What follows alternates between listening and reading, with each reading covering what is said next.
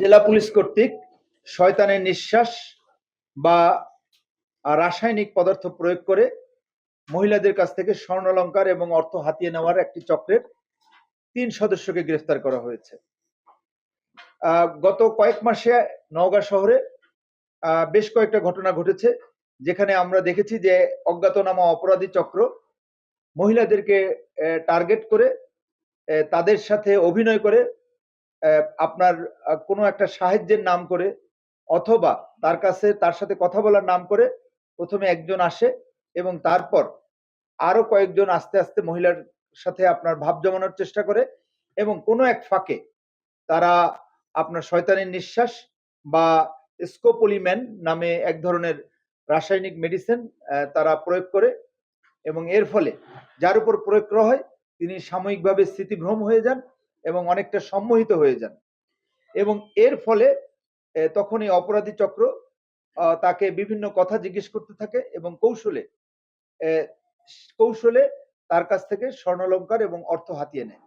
আমরা লাস্ট কয়েকটা ঘটনা বিশ্লেষণ করে দেখেছি যে এই ধরনের ঘটনার পর দেখা যাচ্ছে যে যিনি ভিকটিম তিনি নিজেই তার কানের দুল, হাতের অলংকার এগুলি খুলে এই অপরাধীদের হাতে দিচ্ছে এবং গত 20শে মে যেই ঘটনা ঘটেছে সেখানে আমরা যেটা দেখেছি, আমরা সিসি ক্যামেরার ফুটেজও পেয়েছি, সেখানে অপরাধী চক্র মহিলাকে সম্মোহিত করার পর রিকশায় করে তার বাসায় নিয়ে যাচ্ছে এবং বাসায় নিয়ে যাওয়ার পর ভদ্র মহিলার জিজ্ঞাসাবাদে ভিকটিম নিজেই আমাকে জানিয়েছে যে সে নিজেই সম্মোহিত হয়ে আলমারির ড্রয়ার খুলে তার স্বর্ণালংকার, আংটি এবং টাকা পয়সা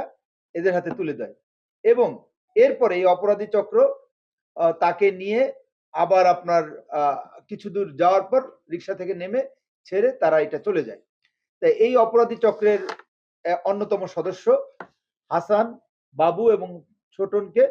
আমরা টাঙ্গাইল থেকে গ্রেফতার করেছি এবং টাঙ্গাইলের পুরাতন বাস স্ট্যান্ডে তারা গতকালকে অবস্থান করছিল এবং তাদের টার্গেট ছিল যে টাঙ্গাইলেও এই ধরনের একটা ঘটনা ঘটানোর। এবং এর মধ্যে হাসানের ছেলে সে ইতিমধ্যে আমাদের আগের অভিযানে নওগাঁ কারাগারে আছে এবং এই চক্রের আরেকজন সদস্য শুকুর টাঙ্গাইল কারাগারে আছে। একজন পলাতক আছে, তাকে ধরার জন্য আমাদের প্রচেষ্টা অব্যাহত আছে। জিজ্ঞাসাবাদে আমরা জানতে পারি যে নারায়ণগঞ্জের পূর্ব চনপাড়া রূপগঞ্জ থানা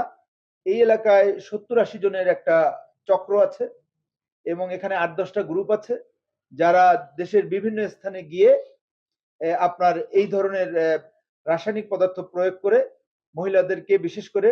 সম্মোহিত করে তাদের টাকা পয়সা এবং অর্থ হাতিয়ে নিচ্ছে। আমরা যাদেরকে অ্যারেস্ট করেছি তারা জিজ্ঞাসাবাদে জানিয়েছে যে তারা ইতিমধ্যে নারায়ণগঞ্জ, নওগাঁ, খুলনা, ফরিদপুর সহ বেশ কিছু জেলায় প্রায় 10-12টার উপরে তারা আপনার এই শয়তানের নিঃশ্বাস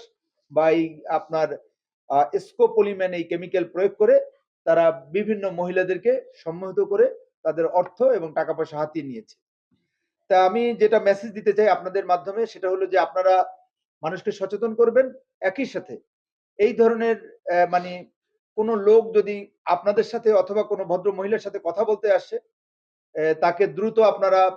অ্যারেস্ট করার চেষ্টা করবেন, আপনারা দ্রুত তাকে জনগণের সহায়তায় আটক করার চেষ্টা করবেন এবং যদি এই ধরনের ঘটনা আনফরচুনেটলি ঘটেই যায় আপনারা আইনের আশ্রয় নেবেন, পুলিশের কাছে অভিযোগ করবেন। জেলা পুলিশ এই ধরনের অপরাধীদের কঠোর হস্তে দমন করার জন্য বদ্ধপরিকর। ধন্যবাদ।